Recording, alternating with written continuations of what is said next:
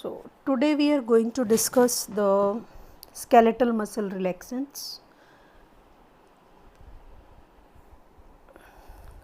To understand the mechanism of action of various drugs which can relax the skeletal muscles, you first need to know the physiology. So just a revision of whatsoever you have already read in your first prof. See, these are the corticospinal fibers going from the motor area, and in the brain stem they are crossing to the opposite side. See this, crossing to opposite side. Then here in the spinal cord, these corticospinal fibers, also known as upper motor neurons, they synapse here. This is the synapse in the level of spinal cord. We will see a zoomed in details of this synapse, which has upper motor neuron. Then there is the lower motor neurons which leave the spinal cord through the ventral root. And here third site is, there is neuromuscular junction, the lower motor neuron junction with the skeletal muscle motor end plate. So upper motor neurons crossing to opposite side, then synapse with lower motor neurons and inhibitory interneurons at the level of the spinal cord, this one. Then there is neuromuscular junction with the skeletal muscle motor end plate, right? So if we see the details of this synapse at the level of spinal cord, you will see this. This is the upper motor neuron, the corticospinal fibers which were coming from the cortex brainstem. They have norepinephrine and there is glutamate, the excitatory neurotransmitters. And these upper motor neurons consist of two types of receptors, the alpha 2 receptors which are inhibitory in nature, and the GABA B receptors which are again inhibitory in nature. Alpha 2, GABA B, right? So these receptors present, this is whole the synapse between upper motor neuron, lower motor neuron and the GABAergic inhibitory neurons or inhibitory interneurons we say. So the receptors alpha 2 and GABA B present before the synapse, they are known as presynaptic receptors. This lower motor neuron has got GABA A and GABA B receptors. These are postsynaptic receptors. And this is the inhibitory interneuron which is secreting GABA into the junction, right? So drugs which act as agonist at alpha 2 is tizanidine. It will inhibit the secretion of excitatory neurotransmitters.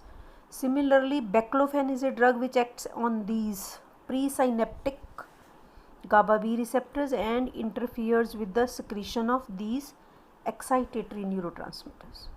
Okay. On the GABA A and GABA B receptors, there acts diazepam and baclofen. These are the postsynaptic receptors. Diazepam increases the chloride conductance. Baclofen through GABA B receptors increases the potassium conductance. So both will have inhibitory effect on this lower motor neuron. This is the lower motor neuron, right? This is the upper motor neuron. Upper motor neuron with alpha 2 and GABA receptors which inhibit presynaptic receptors which inhibit the secretion of excitatory transmitters. Drugs are tizanidine on alpha 2, baclofen on GABA B. On the lower motor neuron, GABA receptors on which diazepam acts to increase the chloride conductance, and GABA B receptors on which baclofen acts to increase the potassium conductance, and these are the GABAergic neurons from where the secretion of GABA occurs. This is the physiology part.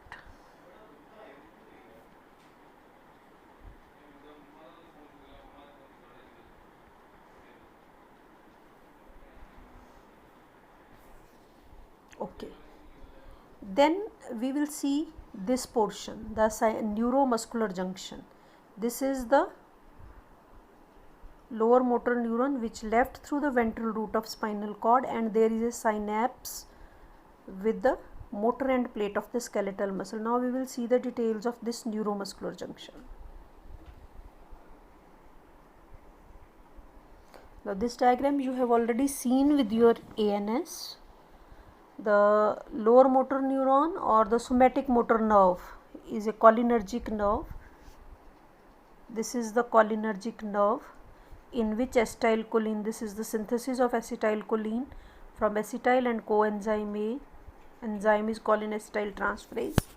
Acetylcholine synthesized, stored in a vesicle, and when the action potential reaches the nerve ending, this acetylcholine is released here into the synapse, and then it acts on these receptors which are NM receptors, nicotinic muscular NM receptors, that are present on the motor end plate. This is the muscle fiber which has NM receptors. After exerting its action on the NM receptors, nicotinic muscular, which are pentameric structures as we have seen in the ANS, and there occurs sodium entry, depolarization of the motor end plate, which propagates to the next fibers, and whole muscle contracts.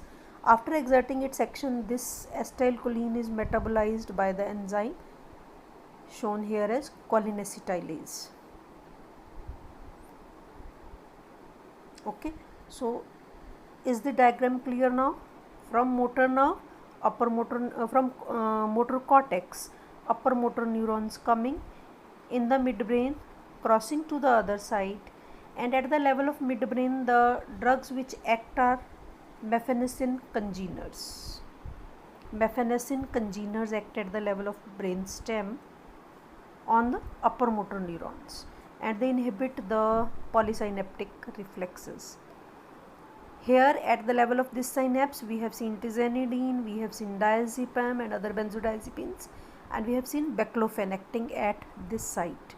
And now this is the third site, the neuromuscular junction, right? This one. Here we will have drugs which will act on these nicotinic receptors. They are known as peripherally acting muscle relaxants. So once the membrane is depolarized,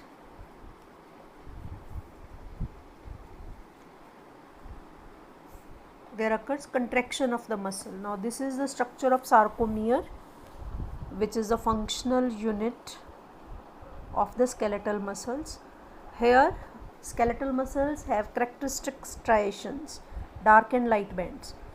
Now this I band is the light band in which there is a Z line, dark line, and this A band, this one, this is the dark band in which there is H zone, which is the zone of non-overlapping, that is light zone.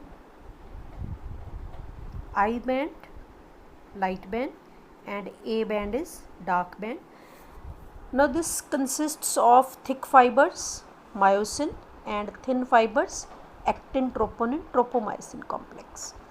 Now when the action potential reaches, depolarization occurs, calcium release occurs, calcium interacts with troponin C, and there occurs overlapping. Now when there is increased overlapping, these thin filaments, they slide over these thick filaments. Red colored are thick filaments, over them the thin filaments will slide. There will be more overlapping like this, and these two Z lines, they will come close together. That is the contracted state of the muscle. Okay, and in this contraction calcium plays a very important role. When the membrane is depolarized, there occurs release of calcium from the sarcoplasmic reticulum of the muscle fiber and through the receptors, ryanodine receptors we say. So we will see that on these ryanodine receptors a drug acts known as dantrolene. That dantrolene inhibits the release of calcium. So if calcium is not coming, this overlapping will also not occur.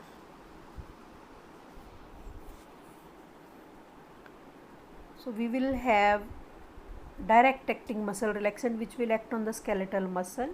We will have peripherally acting muscle relaxants which will act on these nicotinic receptors, and we have centrally acting muscle relaxants which act either on the lower motor neuron or on the upper motor neuron, and we have centrally acting mifenesin congeners which act on the brainstem level.